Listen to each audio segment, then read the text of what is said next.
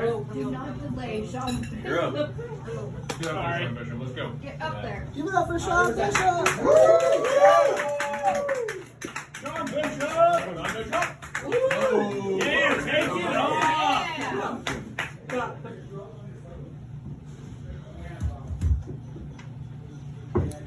Thanks. We're all blind men, Nazis. A lot of people say kids look a lot older nowadays. I think kids from the 80s look a lot older nowadays. These 80 kids are starting to look like they're 40. I don't even think we should call them kids anymore. I had a friend named Morgan that wrote a screenplay. Morgan decided that he was going to direct the movie. And while directing the movie, Morgan started to go blind. And nobody knew what was wrong with him, but he had to see a doctor. And after many tests over multiple days and many, many hours, they finally came to a conclusion that my friend Morgan, or a conclusion on why my friend Morgan was going blind.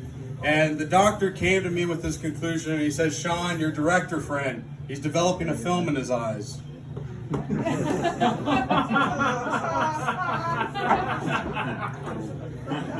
There's a lot of sayings in the English language. If there's one saying, though, that every single person here needs to remember, it's that you can lead a horse to water, but you probably shouldn't fuck them. I have a friend that's an alcoholic. She came to me and told me she was prego. I told her she needs to get off the sauce. I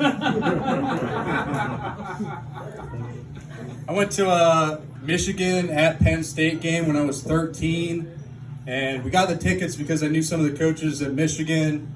They gave me a bunch of Michigan gear to wear, and I remember I went to the bathroom and going back to my seat, a drunk Penn State fan spit on me, which sucks, but definitely not the worst thing to happen to a kid at that stadium.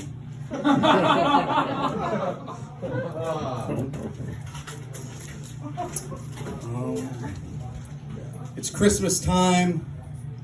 My mom was watching A Christmas Carol, the original one, which is the 1938 movie about Scrooge.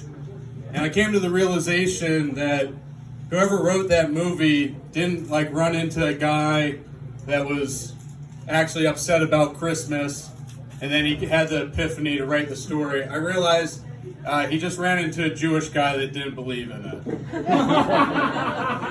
And I came to that conclusion because there's so many Jewish stereotypes in that movie. And I'm not Jewish, but I still think I can make some assumptions about the stereotypes because I'm German, and those stereotypes are kind of our bread and butter, or a Jewish person would call it halal. Stick with me here for a second. If you're walking down the street with a black guy and something happens and he stops and says, "That's racist," you should probably believe in what he's saying. It's probably very true. But there's one person in the world that you should probably trust a little bit more on racism, and that's if you're down in Alabama and a guy walks past you with a white hood on and he goes, good old racism.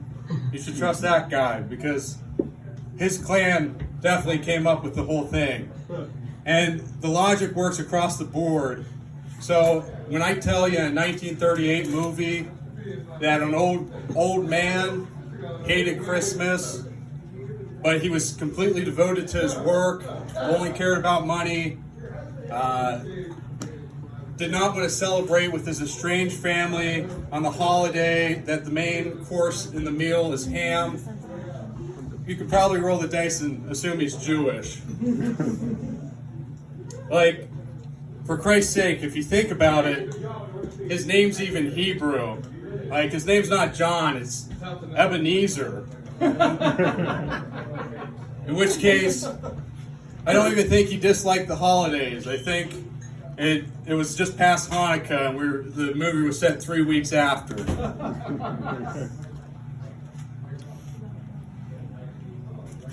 I wrote a 4-minute tight set. Now I need to come up with 2. I haven't done crowd work here before. How's it going, guys? Yeah. Tom in there. Got Glenn in the background. Oh, I've thought about this a lot. So we have Kevin and Mark here. I just look at you guys like your heads are upside down. Like you're bald with a beard, and then you're beardless with a lot of hair on top.